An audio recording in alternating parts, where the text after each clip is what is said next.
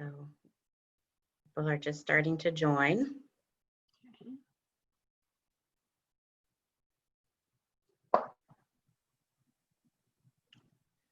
For those of you that are already here, we're going to wait a few more minutes until our room gets a little bit fuller. We had 147 registrants, which actually is a record for the History Center for our virtual program. So congratulations, Maria. Thank you. That's, oh my, I'm amazed. Now here I see Pedro saying, hola, Maria. Am I supposed to respond to these folks or not? No, you just worry about doing the presentation, and Okay. I can try to relate this stuff at the very end. Okay.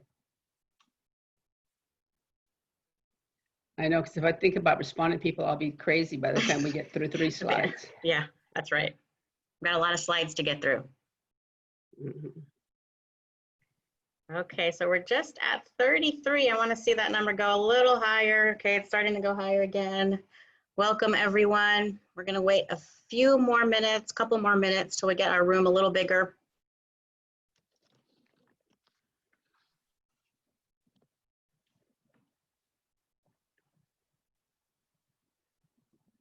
So just so you know, Maria, while we're waiting here, Pedro, Anaya, Dennis Doyle, and Beatrice Zamora all said hello and excited.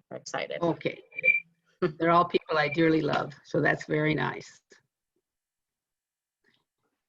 Dennis was my partner in crime when we went to take a picture of the kiln over at the pottery.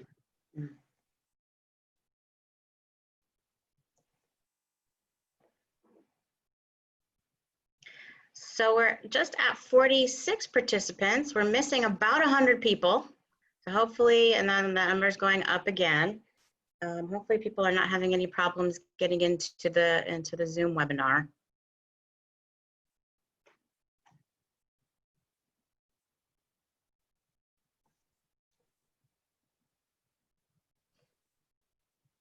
Just waiting a couple more minutes.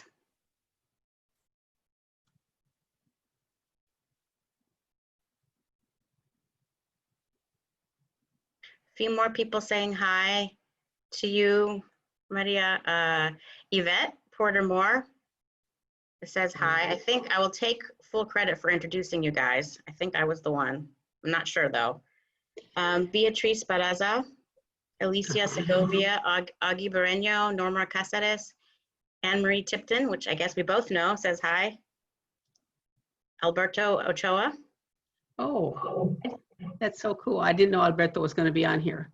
I haven't seen him in a while. Brenda Verestica, Anna Daniels, Rosalia Salinas. Rosalia.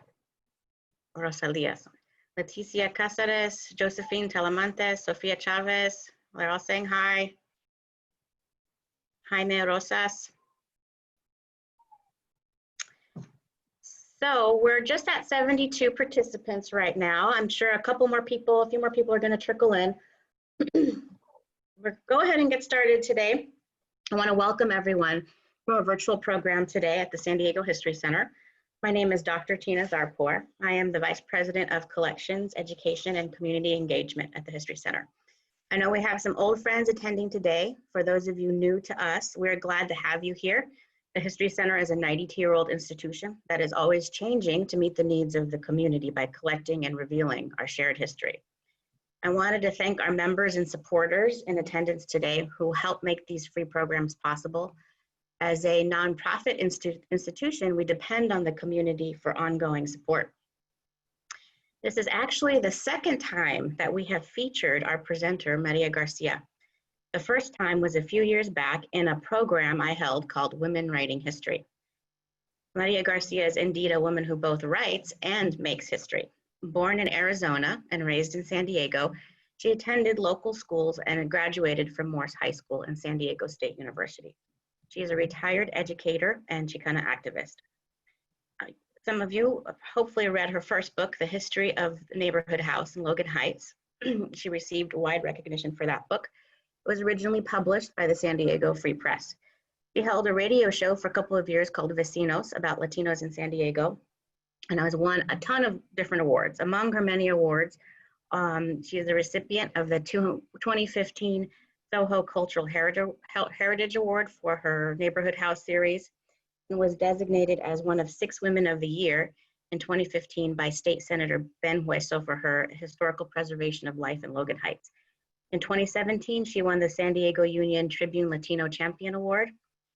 And let's pick another one here. In 2018, she was awarded in the history category by the International Latino Book Awards.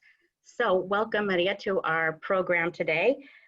This program is really represents the first preview of your brand new book, We Made San Diego. So we're proud to be one of the first hosts for this book that is coming out. So everybody welcome Maria today. Thank you.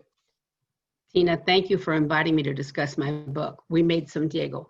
I want to discuss my book, but more important, I want to discuss people that are in the book, because these are the people that made San Diego. After my presentation, I hope you'll leave knowing that we're all over the city. People think of us in National City or Barrio Logan. We are all over the city, or all over San Diego County, and that's the way I want people to think of us. The book cover, as you can see, covers different, now you threw me off there. The book cover, no, don't worry about it. It covers different locations. I threw Encanto in because that's where I grew up, but I want people to, again, to see that we came from everywhere. The cover was done by my nephew, God almighty, you think I could pronounce it, Elias Segovia, and Robert Pozos is the artist and graphic designer. I hope you see North County, South County, East County. We are everywhere. Slide 2, second slide. We're ready to move on. I'm going to start with early Eden Gardens, La Colonia. It's a little Latino enclave located in Solana Beach. Around the beautiful communities, you have places like Del Mar, Rancho Santa Fe. When you visit La Colonia, you find streets that have names like Hernandez and Cortez and Castro. La Colonia is located less than a mile from the Del Mar racetrack. How in heaven's name did a Mexican community end up there? To answer that question, we have to go back to the 1920s. Before there was the Freeway 5, what was there? Fields, avocado trees, citrus trees. They were all there, and they needed workers. That's the bottom line. They needed workers to work there. Today, La Colonia backs right up into Interstate 5, but in those days, that was the area of the trees and the citrus trees especially, and avocados, of course. Next. This is Teresa and Ray Rincon. Teresa was born and raised in La Colonia. They are standing in front of a 100-year-old tree in the patio of Tony's Jacal. Tony's Jacal is located where the original Gonzalez family home was located. Tony Gonzalez is Teresa's father. Next. This is the original Tony's Jacal, which was located in Del Mar near a private airstrip. You can see the dates, 1948 and 1949. This was started by Tony and Catalina Gonzalez. Next. Tony Gonzalez is the original owner of Tony's Jacal. Tony was born in Los Angeles and came by bus to Solana Beach, Del Mar area. He was forced to sit in the back of the bus because he was Mexican. He married Catalina. Catalina had been born in Michoacan. When they were first married, Catalina worked cleaning houses and cooking for people in Rancho Santa Fe. Together, they started the restaurant. When Catalina was pregnant, Tony felt that the distance to the Del Mar airstrip was too far, and they opened it in the family home. Teresa says all her siblings worked in the restaurant. It was not unusual to see pilots, jockeys, movie stars having dinner at the restaurant. Slide, next slide. This is Ray and Teresa Rincon. Ray has a wonderful story. He's a great guy. I love talking to him. One day they received a phone call that J. Edgar Hoover was coming to dinner. At that time, Ray was not aware of who Hoover was, so he said fine. When Mr. Hoover's party arrived and he had to wait in line just like the other guests, Ray is emphatic that everybody's going to be treated the same. And when you consider the number of movie stars that came there, that's really a very hard thing to do. Next. This is Tony's Jacal today. The way Teresa still, and by the way, Teresa still works as a cashier there. Next. The family gives back to the community, whether by sponsoring Little League teams or in the case of this year, sponsoring free dinners for the first responders. I urge you to visit Tony's Jacal, and not only for the wonderful food, but to view the beautiful historical pictures and learn a piece of history. I know you have to wait till we're allowed to go back into restaurants, but the pictures in that restaurant tell a story. Next. Another person that has deep roots in the community is Simona Gonzalez. She is the 8th of a family of 13. Her father was Jose Montes, and he worked for the Santa Fe Railroad. Most of her young life was spent moving from section housing, which is railroad housing, to another area, which again was section housing. Section houses was located not only in Eden Garden, but was found in Barrio Logan, as well as just different places throughout the city. The plan was that it was usually a 2-room house with the restroom outside. Let me clarify, the restroom was outside and shared by several families, but it did have plumbing. This is not always true at all the section housing, but I'm talking in generalities. The shower had cold water and had a bench where you could sit. Her dad would bring the lumber home. However, her brothers were responsible for cutting it with the axe. Next.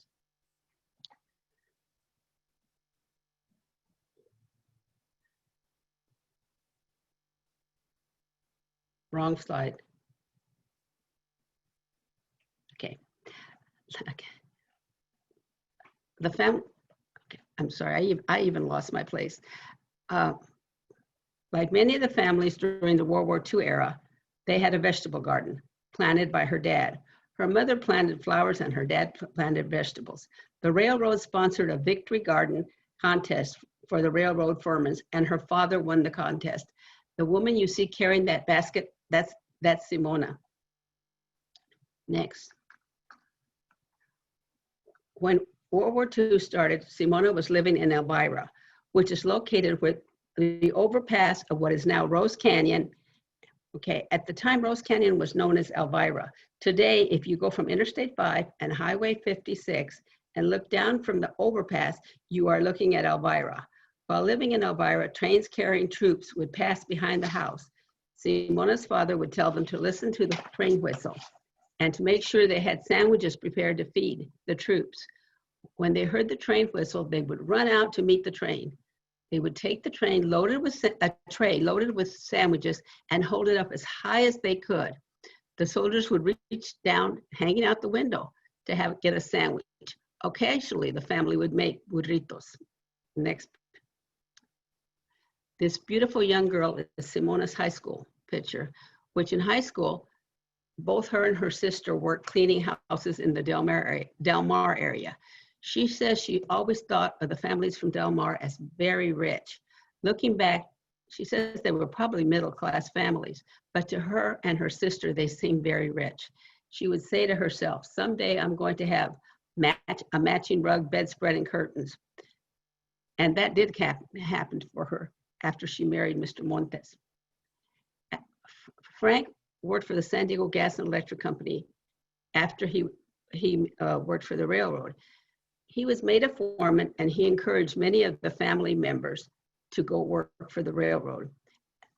Simona would drive Frank wherever he was working. She would drive him and take him his lunch. La Colonia, okay, next picture slide, please. This is one of 2 pictures that we're going to share with you. This is an Americanization school. You found Americanization schools throughout San Diego County. I see the Americanization schools as a way to segregate the Mexican kids from the majority community. The excuse used was that they were teaching them English. In La Colonia, the school was known as La Escuelita. It had 3 classrooms, 1st, 2nd grade, 3rd, 4th grade, and 5th, 6th grade. When Teresa was in 3rd grade, a new rule came out and about segregation. And she then moved to Central Elementary School, which is part of the Solana Beach area. The next slide, again, this is a different group of kids, but from the Americanization school. Teresa remembers being punished for speaking Spanish. Let me say this was not unique to Solana Beach, but happened all over San Diego County. In some cases, they were spanked for speaking Spanish, or in the case of Norma Hernandez, who later became president of Southwestern College, she was made to stand on a trash can for speaking Spanish. Next. This is a picture of a group of women who were willing to share about their life in La Colonia. After visiting Eden Gardens, I posted a few questions about La Colonia on Facebook. A young woman named Gina Gonzalez responded, and then she offered to put together a group to discuss La Colonia. This is the group of women. They shared stories about growing up in the area, memories of family parties, grandma's house on Sunday, and so much more. The result was that the book has several paragraphs about each of these ladies. They really wanted to share history. For the purpose of this presentation, I will just share a little story about Gina's father, Pete Gonzalez. Pete loved the horse races. And at the Del Mar track, he didn't miss very many races. When he passed away, Gina had planned to take his ashes home to her house. Instead, an uncle took the ashes and told her to have the family meet at his house the next morning at 5:30. Gina did as she was instructed. From there, they went to the Del Mar racetrack. Pete's ashes were scattered on the finish line. Gina says whenever she passes the racetrack, she smiles when she sees how well the flowers are doing and thinks about the next time you're at the racetrack. Look at the flowers and see if Pete's still helping to fertilize those flowers. Let me say a little bit more about these women. After we met, they would send me a little document here, a picture there. They really wanted the story shared. I am so grateful to them. We got a beautiful chapter on La Colonia because of these ladies. Next. This is St. Leo's mission. The diocese had planned to close the church. I don't think they understood the role the church played in the daily lives of the residents of La Colonia. Yes, it was a place of worship, but it was also tied to so many of their memories and their activities. So when the church announced they were planning to close it, their people were very unhappy. They went to mass, they went to grandma's house for breakfast afterwards. Gatherings were held at the church. The church represented family, culture, and community, and the diocese had no idea what they were getting into. Next. This is the first couple married in St. Leo's. This is Carmen Celia, and she married Luis Montes. This is the first wedding. Carmen was born in 1929 in La Colonia. She attended the Americanization school. Look how beautiful she is in the flowers. Next. This lady is Cipriana Gonzalez. She led the fight to keep the church in the community.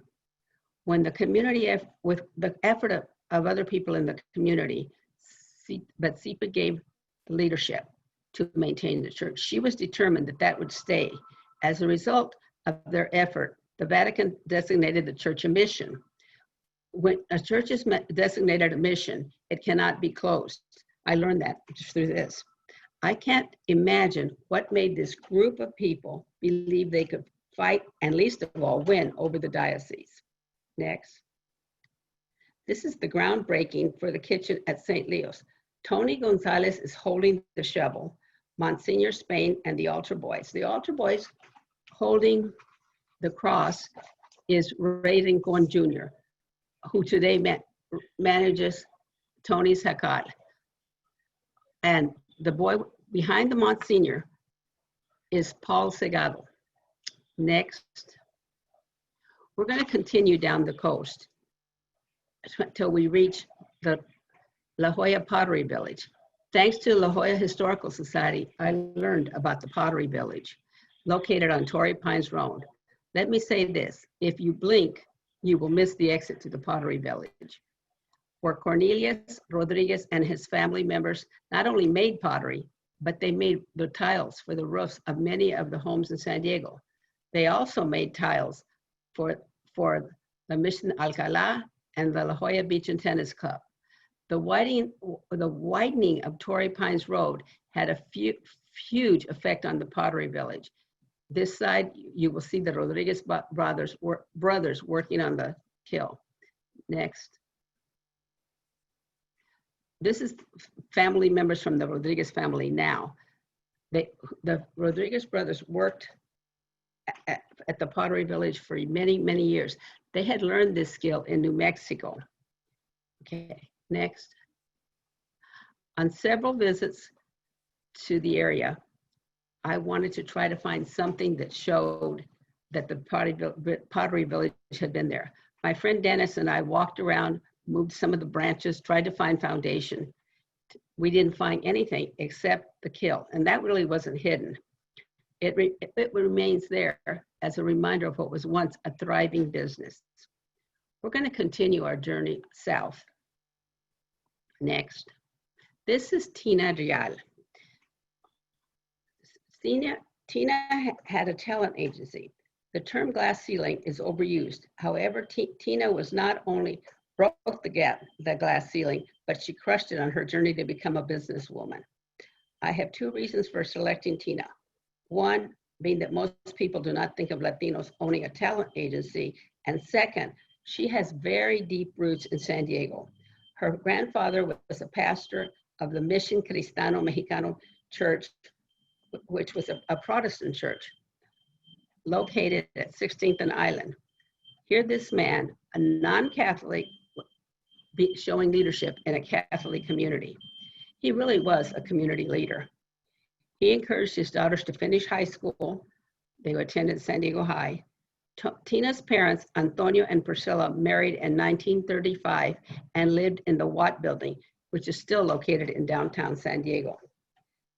Tina's mother had a cousin that was a close friend of actor Leo Carrillo and his family, and they were often invited to the Carrillo Ranch, which was located near Carlsbad. Even as a little girl, Tina remembers looking down from the balcony at the parties and the many Hollywood stars. She also remembers the swimming pool that had sand around it to give the impression of being located on the beach. I urge you to visit the Carrillo Ranch and learn more about that history. Next. As a young woman, Tina worked for the Agua Caliente racetrack, which had an office in the U.S. Grant Building. She worked for Caliente racetrack in the height of its glory. Tina witnessed a lot of the glamour, the parties, and the activities which became part of the history of Caliente and of San Diego. Next. After Tina's parents, Antonio and Priscilla, divorced, Priscilla went to work in the Office of Neighborhood House. She then found a job as a telephone monitor for the Bureau of Information Control. In order to understand this job, you must think of World War II San Diego. San Diego being a Navy town, the news constantly bombarding us that we were going to be invaded by the Japanese and that they might even come through Mexico. And the blackouts at night, all of this made San Diego, if nothing else, primed to be invaded through people's minds. Okay. Priscilla's job was located in the old San Diego Trust and Savings Bank, which was located on 6th and Broadway. In the basement of the building was this group of women monitoring phone calls between Mexico and the US. The women were tight-lipped about what they heard, with the exception of once in a while sharing a little bit of gossip about who was having an affair with who. But basically, they did not talk about what they had learned. These Mexican American women were called civil workers, but reality is they should have been recognized as spies and compensated for the work they did in the war effort. Next. As I look at the sign, I can't help but wonder if people staying at the courtyard have any idea of the history found in that building, or that Tina Real opened doors for women that had been locked shut. Next. We moved to Chicano Park. The slide shows the community working to prepare for the Chicano Park. I'm the woman in the white sweater holding the purse. Though this is This is a very well-known location, and many San Diegans are familiar with it. The park has been written about, talked about for years. But my walks around the park are sometimes different. At times, I'm overwhelmed by the beauty of the murals. They feel majestic, overpowering. Other times, my mind wanders back to April of 1970, to the smell of the dirt, the sound of people taking over the park. I see women from the neighborhood cooking these huge pots of food to feed those who were there. A few years ago, I was walking around the park and I saw a bus full of tourists visiting the park. They were there to see the beauty of the murals. I had a reaction that surprised even myself. Tears ran down my face, and I went back to seeing Lord Rodriguez, Mr. and Mrs. Cortez, Guerra, Jose Gomez, and Graciela, to name only a few, working to help support these young people. They cooked endless hours.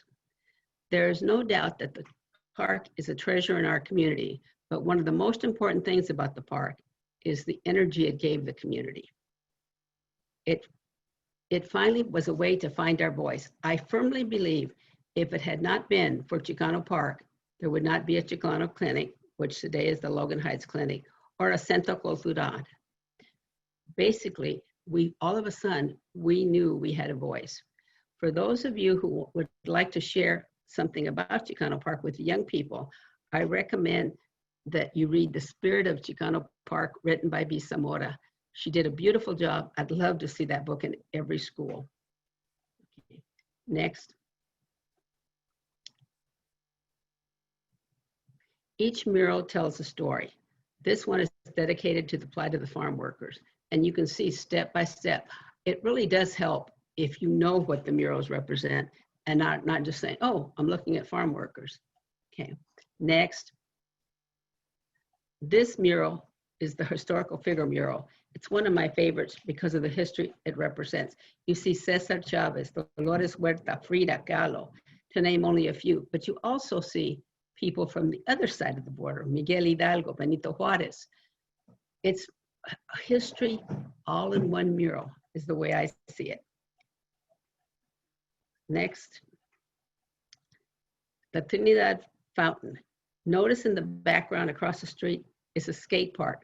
The fountain itself is a beautiful piece of work, but I wanted to point out the skate park for the reason that I want people to understand that Chicano Park has many activities, and there is activities to focus on the young people. Next. This is the Barrio Logan sign. It was created by Armando Nunez, one of the original artists from the Chicano Park and a member of the artist group, the Toltecas. He is a curator of a gallery found on Logan Avenue. Look at it carefully, see all the little intricate details. Next. Around the Barrio Logan sign, you will find signs such as this, which gives you information about the various symbols that you find on the Barrio sign. I encourage you to take a walk. Don't stay in your car. Get out, walk around there, and read those signs. The artist took great pains to plan for each item on the sign. We're going to go to the Vietnam War because, like everything else, we gave our share of young men to the war. This is Albert Banuelos, who we believe is the first Latino from Logan Heights killed in Vietnam. He attended local schools. Prior to being sent to Vietnam, he worked at various locations in our city. He was a member of Los Chicanos, a social group that met at Neighborhood House. After 9 months in Vietnam, he was killed on September 17th, 9 days before his birthday. Albert left a 4-year-old son. I spoke to his 50-some-year-old son, who says that the only thing he can remember about his father was that he took him to the zoo. Albert received many awards for his efforts, none of which made up for the loss. Next. The Del Toro family had roots in Logan Heights and in Shelltown. Their father became a U.S. citizen shortly after marrying Bessie, their mother, and he was drafted. While in the Army, he saw many men experience PTSD, not knowing that 25 years later, he would see the same symptoms in his own son. When Billy was drafted, his brother Robert was already serving in Vietnam. Billy del Toro was wounded in Vietnam. A bullet grazed the side of his head, and as a result, Billy lost his hearing. He also sustained residual concussion. The wound was not as serious as the demons that were in his head from what he saw in Vietnam. Billy saw a lot of action in Vietnam. Because of his short stature, he was often sent into the tunnels to look for the Viet Cong. After being wounded and while at the hospital, he became addicted to pain pills. Later, he would become addicted to heroin. In those days, it didn't PTSD did not have a label. The family took him to various veterans hospitals, hoping to find help, hoping to cure the addiction and to help the demons he was carrying around in his head. Robert tells me he never saw their mother smile after Billy came home from Vietnam. Next. This is Nick Hernandez. Nick was born in Zacatecas, Mexico. He was 7 years old when he came to this country and lived in Logan Heights. In March of 1967, he was drafted and became a machine gunner. He was sent to Vietnam. He was wounded the first night he was on patrol. Four men were on patrol. The others were all killed. Nick was shot in the side of the head. The second time he was wounded, shrapnel hit him. His helmet bounced off to hit his chest, landed on his hand, and then right in front of him. Thankfully, there was then a rocket that came. It landed there, but it was dead. In another incident, his buddy was wounded and froze in shock, standing right in front of the line of fire. Nick was able to pull him down. The minute they hit the ground, the bomb exploded behind them. For all these reasons, Nick received 2 Purple Hearts. Nick had left a fiancée in San Diego, and after the war, he came home and married Connie Ojeda. He had a very successful career with the Carpenters Union and later became a teacher for the Sweetwater School District. Connie and Nick raised a beautiful family. Together, they helped establish the Ronald McDonald House. Unfortunately, Nick passed away about 2 years ago of cancer, but he left his mark on the San Diego community.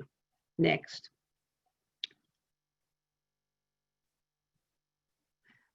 That's Nick that's the ribbon cutting at the Ronald McDonald House. Next. Okay. Manuel Memo Cavada. Memo is a real National City boy. He was born at Paradise Valley Hospital and grew up in Old Town National City. In our interview, he spoke about growing up in OTNC with a lot of kids all living on the same block. One of the games they played was Dodge the Car.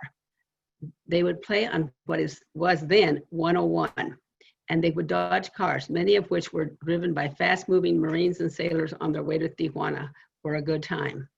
After graduating, Memo enlisted in the Air Force and was assigned to Lackland Air Force Base in San Antonio. He became a crew chief. His assignment was to repair the planes. He volunteered to go to Vietnam, thinking that by being in the Air Force, he would not see a lot of combat. In April of 1967, he was on a runway when it was being bombed by the Viet Cong. He tells his buddy, Frank Macias, who was also a San Diego boy, "We have to get out of the plane and to the bunker." They got out, started running towards the bunker. The bombs hit and both Memo and Frank were wounded. Memo had to pull metal out of his own leg and he started looking around for Frank. When he reached Frank, he used a white sock to fill in a hole in Frank's back. Unfortunately, Frank was moaning in the bunker. Memo laid Frank on his chest, placed his arms around him, and placed a hand over Frank's mouth. The Viet Cong soldiers came and were looking directly at them. Finally, they left without realizing that they were still alive. Memo was sent to the 17th Field Hospital in Saigon. He was then sent home to recover and 6 months later, he was back in Vietnam. He received a Purple Heart for this. He also received recognition for a discovery he made pertaining to the maintenance of airplanes. After returning home, he lived in Sacramento, and he used the next picture, he used his GI Bill to attend photography school. Next. David Valladolid. When David was at Mesa College, he was given an assignment to write a report. He showed his report to various people who told him what a great job he had done. When it was returned from the teacher, it had a C-. He went to the teacher to inquire why he had received a C- and was told because he did not write the report. No matter what he said, he could not convince her that he had done the work. And he also explained to her that if he didn't keep his grades up, he would be drafted and sent to Vietnam. The instructor did not budge, and in disgust, David quit going to class. He could have appealed it, but he didn't. He then got kicked out of Mesa because of his poor grades. 6 months later, he was drafted. David says the war was horrible for both sides. Next picture. Even in Vietnam, David was an advocate for others. There was a unit of Puerto Rican soldiers that did not speak English. He argued with the officers that you could not send people out there that did not speak enough English to understand what the most basic orders. And he said it was like assuring you that they would be killed. After 5 months in Vietnam, he was wounded for the first time. It was shrapnel in his arm, and it did become infected. He was sent right back to the battlefield. The second time he was wounded, a claymore mine exploded. The explosion knocked David's eyeballs right out of their sockets, and they ended up sitting on his cheeks. At that point, David is both deaf. I'm sorry, it's no less, it's spam.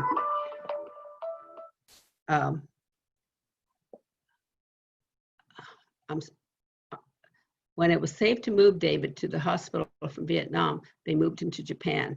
The doctors were able to restore his hearing. He also had lost his hearing in that situation. But they didn't think he would ever see again. All the time he was in the hospital, his mother never heard from him. Of course, she became very concerned because they wrote daily letters. And she contacted her parish priest and asked him to please help her find out what was going on with her son. The priest contacted the Red Cross and was able to locate David. It is believed that Mrs. Valladolid was the first Mexican-American to purchase a home in North Park.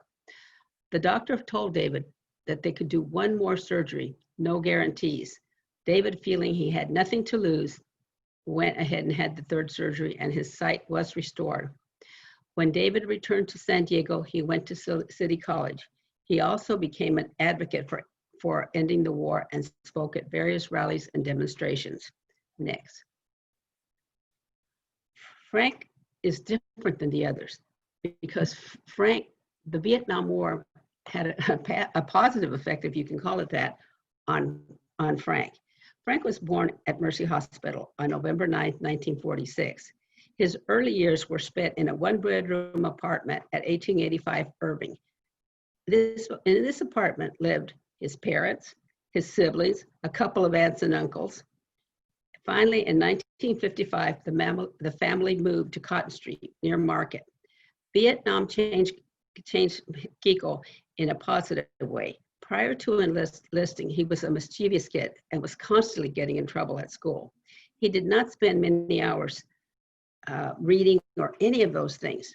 He was a newspaper boy and loved being a newspaper boy because the reward for selling the newspapers was that the union would take you to the Del Mar Fair, and that was quite a reward for a kid from that neighborhood. He went to Lincoln High School, where he got in a fight and was expelled. He was sent to Snyder Continuation School. After 2 days at Snyder and feeling that the teachers did not have control of the students, he got up and walked out. He walked directly to the Navy recruiting office, which was located on 28th and Imperial. He enlisted, took the test, and was informed that he would be going to Subic Bay, and then he was going to Vietnam. Kiko had no idea that there was a war on. He had no idea what Vietnam was. He did not keep up with world affairs. He called his father to tell him he was going to Vietnam, and his father told him, there's a war going on there. Kiko calls Da Nang an eye-opener. For him, he describes it as having a lot of street merchants, bars, and house of ill repute. Yet Vietnam is where Kiko's transformation took place. He started reading books without having them signed. The first book he read was Tortilla Flats, followed by Cannery Road. I'm sorry, you guys. He learned to do a lot with his life. He started thinking about what he wanted to do. He returned and he enlisted in the Marine Corps Reserve. He also worked at the Lakeside Home for Boys. It was there he saw many of the boys that he had grown up with. His career became that of a deputy sheriff. He credits Vietnam, next picture please. He credits Vietnam with the transformation. Okay. Next. For the purpose of this chapter about the railroad, I visited 4 railroad museums. This is the Railroad Museum in Sacramento and National City. The railroad played a huge role in the life of Latinos. I cannot emphasize how much help the employees were. At the National City Railroad Depot, they're volunteers. But everywhere I went, they were more than willing to help. Next. This is the Campo, and it's worth the drive out there. And you guys know I am not a country person. So when I tell you it's worth the ride going east, believe me, what you see there and what you learn is well worth it. They have contracts and everything and the railroad was amazing.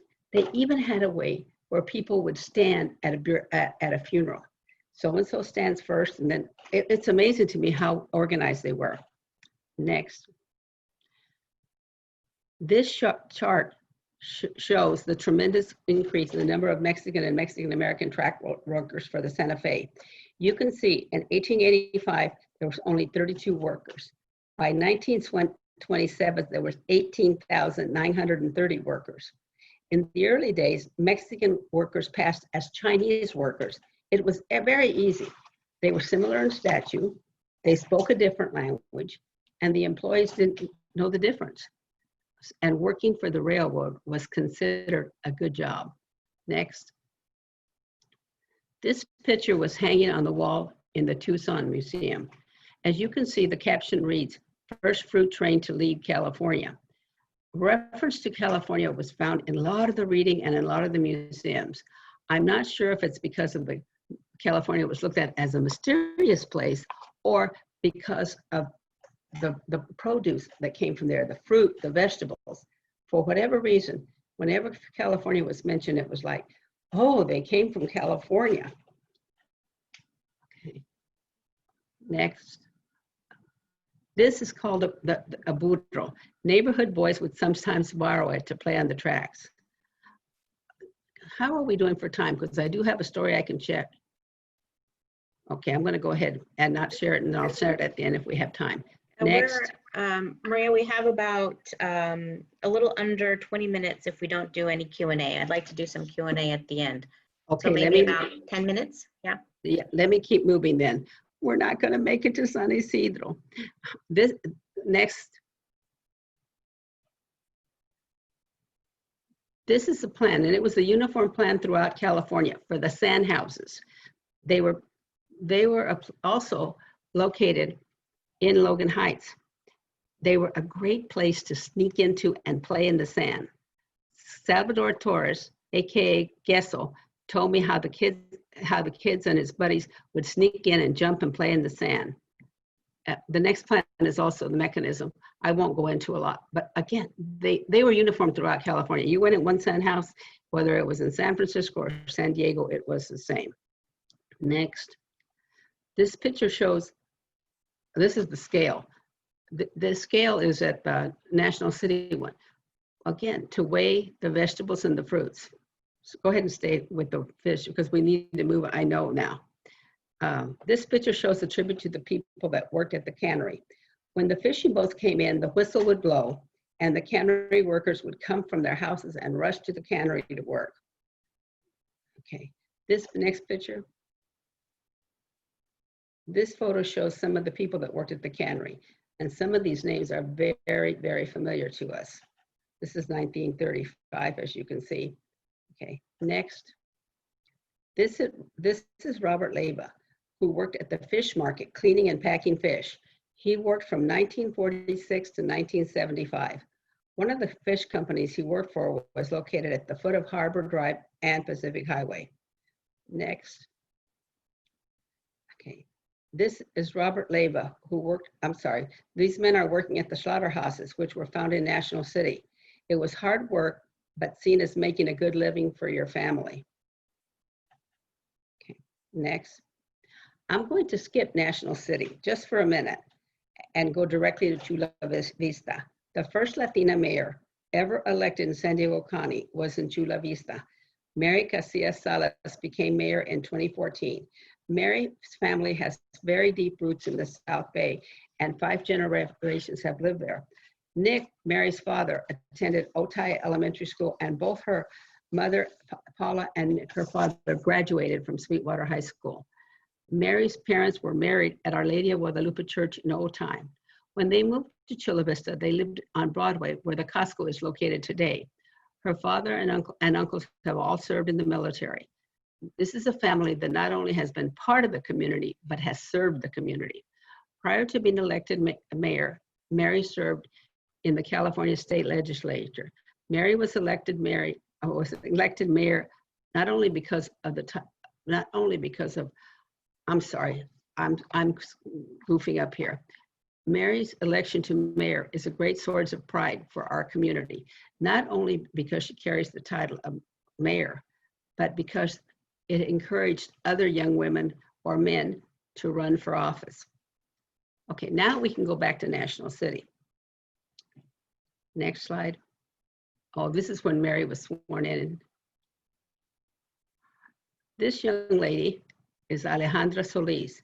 She became the second mayor in San Diego County, the second Latina mayor in San Diego County. Alejandra's loyalty to National City extends so much that when her husband asked her to marry him, Alejandra's response was, yes, if you promise that we're going to stay in National City. Next, when Alejandra Solis was in 5th grade, her class assignment was to write about what they wanted to be when they grew up. She boldly wrote, Mayor of National City. Almost 20 years, or over 20 years later, that statement became a reality. Mr. Spain, her 5th grade teacher that had given the writing assignment, was there to swear her in. Alejandra is now the second Latina to be sworn in as mayor in the county of San Diego. Next. Oh, wait a minute.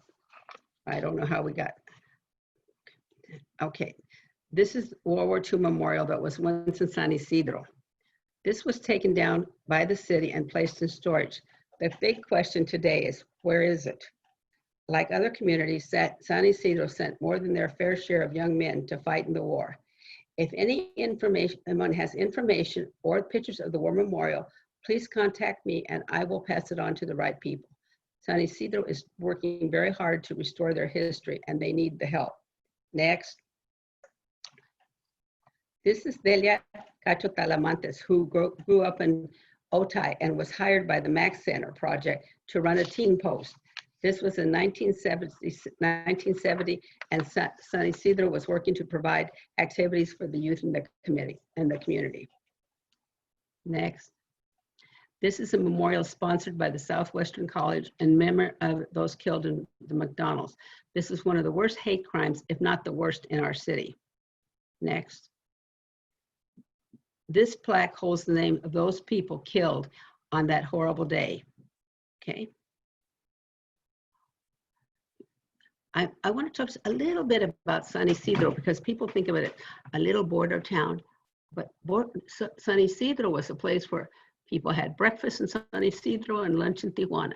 People went shopping in San Ysidro or Tijuana. It was a back and forth flow. In November of 2018, when the administration abruptly closed the border, that Sunday after Thanksgiving, it was reported that the cost to the U.S. was $5.3 million. Remember what I said, $1 million. I included this in the slide presentation because people that cross the border spend money on this side. Okay. Next. I'm really trying to get through because this is Casa de Salud. This is in San Ysidro. It's a little casita, had medical services. Next. Today, this is what is Casa de Salud. It's the San Ysidro Health Center. And you can see it's a beautiful center, but probably more important is the services offered there.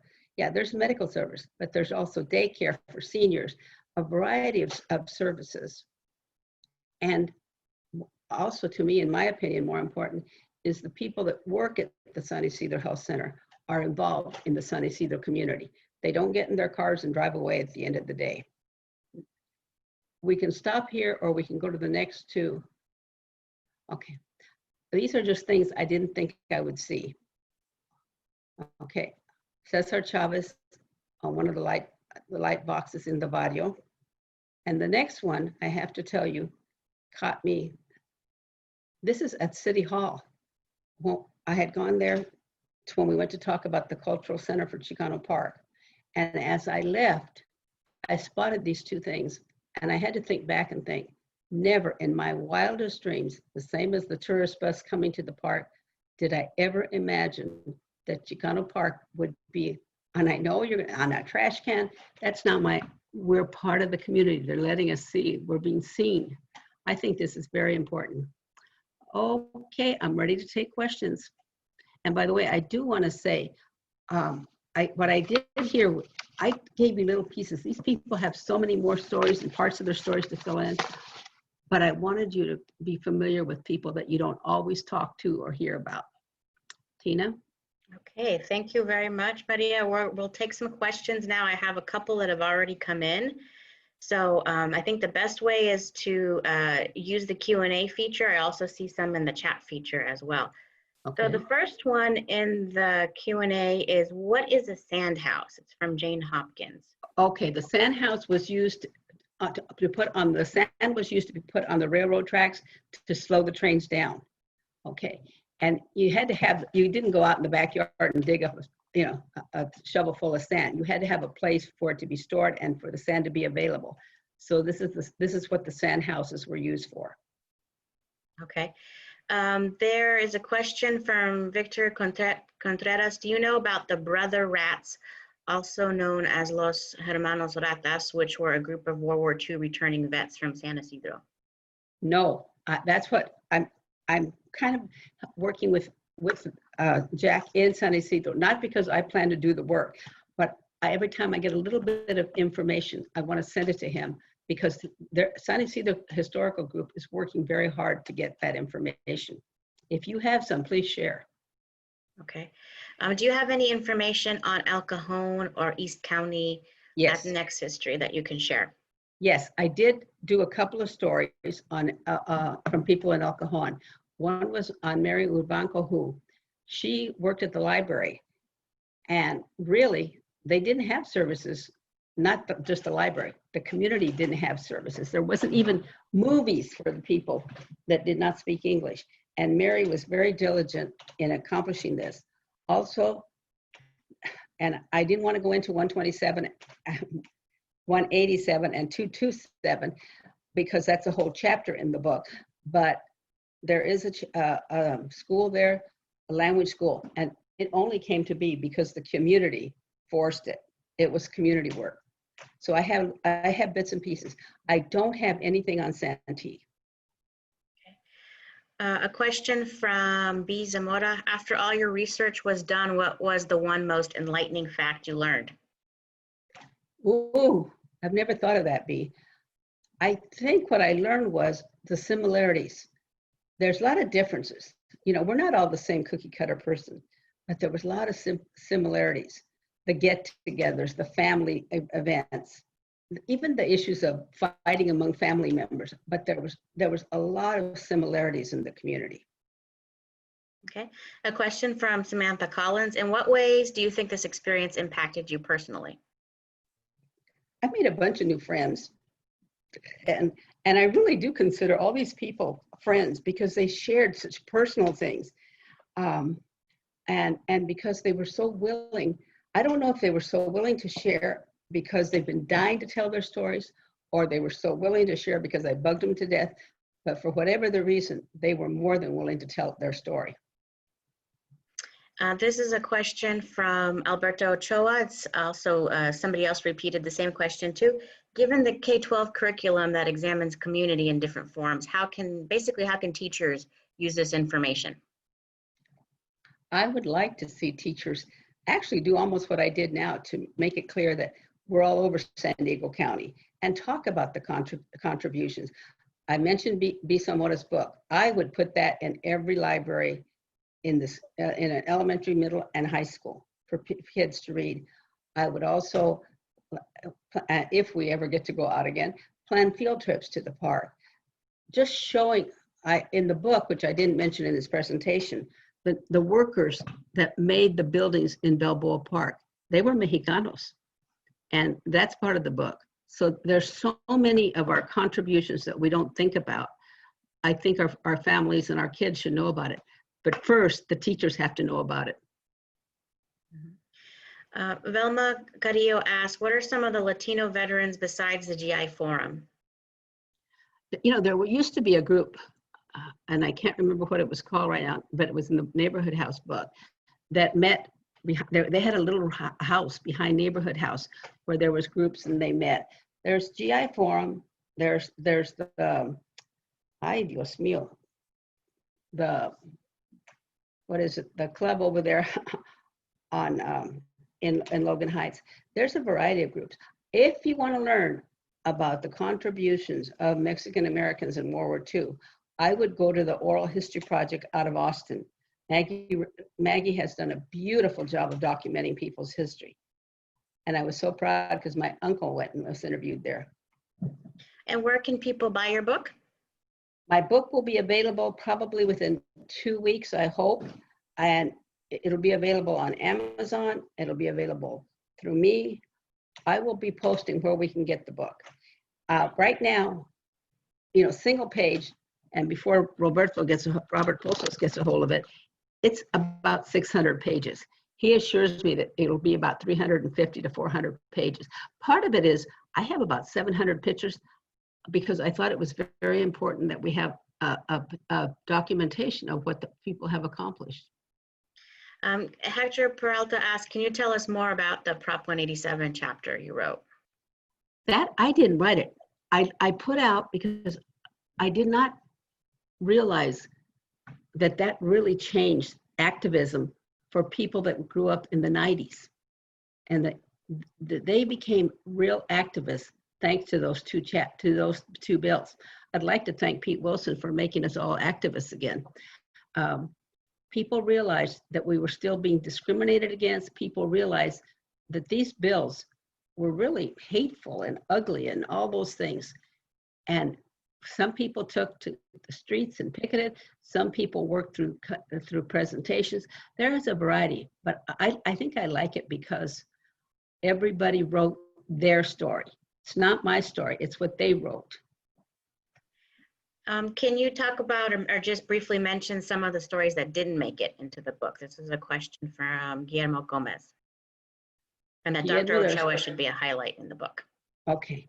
Yes, and Dr. Ochoa did not respond. Remind him of that, because I certainly will. Some of the chapters, first of all, of course, you can't put everybody in the world in the book, but there's a couple of stories where family squabbles, shall we say, kept me from wanting to put it in there because I wasn't in a position to decide whose story was the right story or the truth. Okay. We have lots of comments coming in. I'm just kind of trying to skim through them. I apologize if we can't get to your question. Were there any prominent priests that came up through your research? I talk about, or I write about for the second time, about Brother Martin. Brother Martin grew up in Logan Heights, went to Saints on a scholarship, not because his parents had money. His dad worked for the railroad, and he is now in an abbey in Oregon. I had written about him just from a phone interview. Then we went up to visit him. And after visiting with him, I got so many more stories that I added to his story and I've included in the book. Father Brown should have been part of this. Father Henry, I do have pictures of them, but they are not part of the book. Okay. Chris Real says, thank you for mentioning my mom, Tina Real. She did indeed break through the glass ceiling as a talent event and a casting director. My family is quite accomplished. They sure are. Do you have a question from Thomas Basso? Do you have any historical chapter listings of Latino community outreach events? Latino community what? Outreach events? No. Okay. I don't know. I don't know what that means. Are they referring to outreaching from college? Are they referring to what? Can we put in the chat, Maria, your email address? Yes, of course. Okay, so I will do that. Another question, we're running up against time. If we can stay longer, if you can stay longer, we're happy to have you. Okay. We can go past the 1 o'clock hour, but we don't want to keep you. I want to thank everyone for being here. As I said, this presentation broke records for attendance, lots of great information. We're at the History Center very proud to host Maria and host this first preview, basically, of her book, which is making an incredible contribution to our local history. Okay, so on to the next question. How do we teach today's students to continue these legacies and further the importance of building strong communities? Sounds like we have quite a few teachers here today. Yeah, I think you have to have a reason to want to continue. It can be a negative reason, like the effects that 187 had on our community, or it can be like, gee, I'd like to know more about that. I think we teach our community. If you teach them our history, they'll know that we have a place in history and the importance of making new places in history. It's a long process. You can't do that in a year's curriculum. Okay. Let's see. What could the new generations learn about advocacy and addressing racism from those you highlight in your book? From Leticia Casares. I think for a couple of things. You don't give up. Since it's Leticia, I'll talk about her dad for a minute. I could talk about her mom, but I'm going to talk about her dad, because her dad was also, just like David, he wrote a paper and was told that they were sure he did not write that paper because it was so well written. So part of it is, you know, you can just say, okay, that's it, I'm through, I'm not writing any more papers, I'm leaving school, whatever. It's go back and do it again.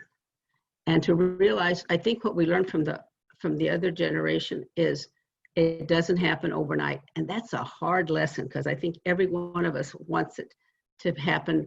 You know, you want to go to bed and wake up the next morning and the change is there, and that's not the way it is. It took me a long time to learn that. And maybe I haven't learned it yet. Okay, what is your all-time favorite mural from Chicano Park?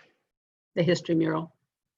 I love the one with Laura Rodriguez, because Laura was a personal friend and she kind of became a substitute mom after my mom passed. So that, I love that. But to me, the history mural, and I think I like it because there's so many people there. And you look at that and you see our history. And also because so many of the artists worked on it.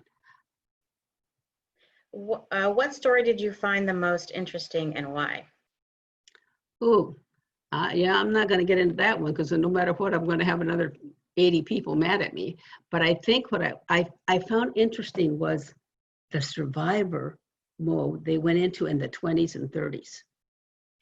You know, they knew that they were going to survive because they were working hard. And maybe their expectation was small baby steps, but they did accomplish a lot. Mm-hmm. Okay, a question from Jennifer Gutierrez. How beneficial do you think ethnic studies are?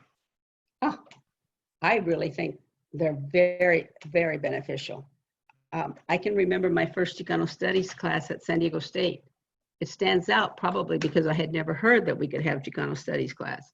And so all of those things, we don't, if it's really a shame we have to have them, because in reality is every curriculum should cover the contributions of everybody, all ethnic groups, all groups.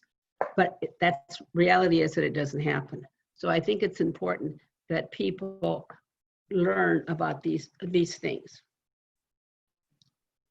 Okay, so we're starting to slow down here a little bit. Lots of questions. Thank you.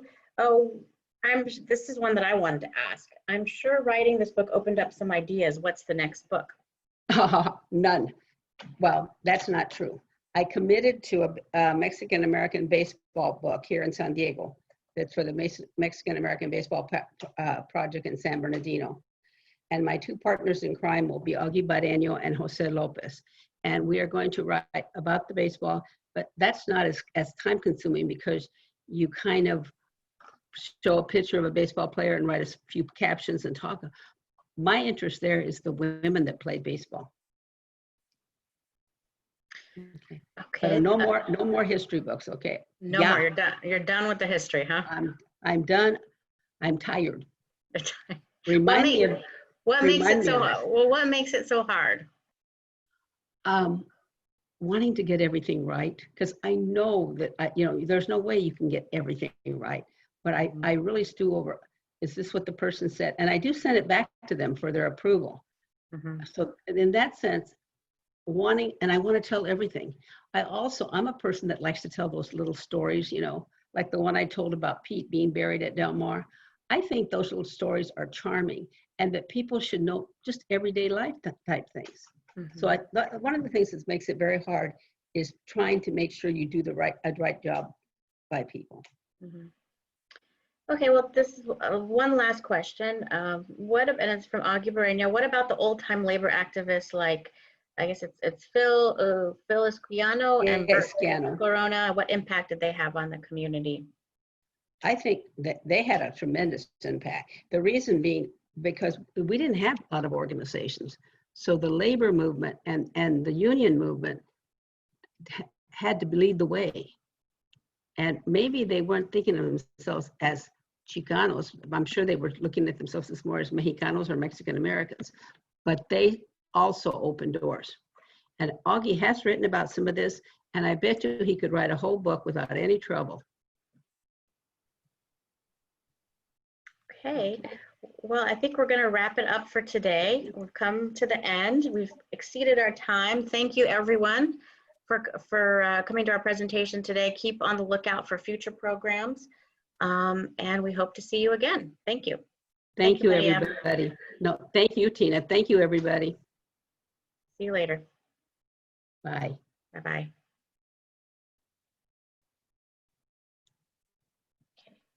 Tina, do I just close it up? Is that? I'm going to end it. So see you later. Thank you.